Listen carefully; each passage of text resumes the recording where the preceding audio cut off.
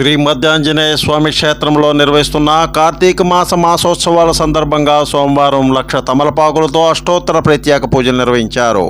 నిత్య పూజలు అందుకుంటూ భక్తుల పాలిటి కొంగు బంగారమే విరాజిల్లుతున్న శ్రీ మధ్యాంజనేయ స్వామి దేవస్థానంలో కార్తీక మాసం సందర్భంగా సోమవారం నాడు భక్తులు అధిక సంఖ్యలో పాల్గొన్నారు. ఏలూరు జిల్లా జంగారెడ్డిగూడెం మండలం కుర్వాయిగూడెం గ్రామ శివారులో తెల్ల మద్ది చెట్టు కింద స్వయంభూలుగా వెలిసిన స్వామిని దర్శించుకోవడానికి ఉభయ తెలుగు రాష్ట్రాల నుంచే కాకుండా భక్తులు విచ్చేస్తుంటారని దేవస్థానం సహాయ కమిషనర్ ఆర్వి చందన తెలిపారు.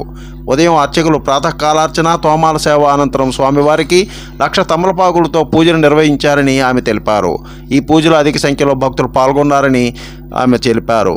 ఈ సందర్భంగా దేవస్థానం సిబ్బంది భక్తులకు ప్రసాదాలను అందజేసినట్లు వివరించారు. ఈ సందర్భంగా దేవస్థానం నిర్వహిస్తున్న ఉచిత అన్నదాన వితరణ కార్యక్రమంలో అధిక సంఖ్యలో భక్తులు పాల్గొన్నారని దేవస్థానం సహాయ కమిషనర్ అర్చన తెలిపారు. స్వామి స్ఫూర్తి న్యూస్, పశ్చిమ గోదావరి.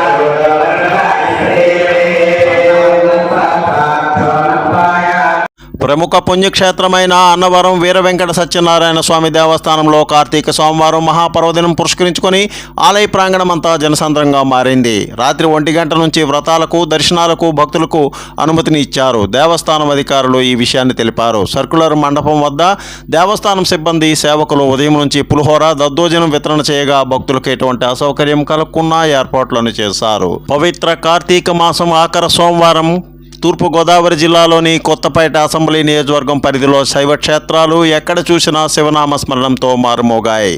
ఓం నమ శివాయ, హరహర మహాదేవ, శంభో శంకర్ అంటూ భక్తులు భక్తి శ్రద్ధలతో ఆదిదేవుణ్ణి పూజించారు. ప్రసిద్ధిగాంచిన స్వయంభూ క్షేత్రమైన కొత్తపేట మండల పరిధిలోని పులివెల శ్రీ ఉమాకొప్పేశ్వర స్వామి దేవాలయంలో తెల్లవారుజాము నుంచే విశేష సంఖ్యలో భక్తులు ఆలయానికి తరలివచ్చారు. ఈ సందర్భంగా ప్రత్యేక పూజలు, అభిషేకాలను నిర్వహించుకున్నారు. అర్చకులు స్వామికి పంచామృతాలతో అభిషేకాలను నిర్వహించారు. అత్యధిక సంఖ్యలో భక్తులు తరలిరావడంతో క్యూ లైన్లు కిక్కిరిసిపోయాయి. దేవస్థానం ఏర్పాటు చేసిన ప్రత్యేక క్యూ లైన్ ద్వారా స్వామివారిని దర్శించుకున్నారు. మహిళలు కార్తీక దీపాలను వెలిగించారు. సతీష్, కాకినాడ, స్ఫూర్తి న్యూస్.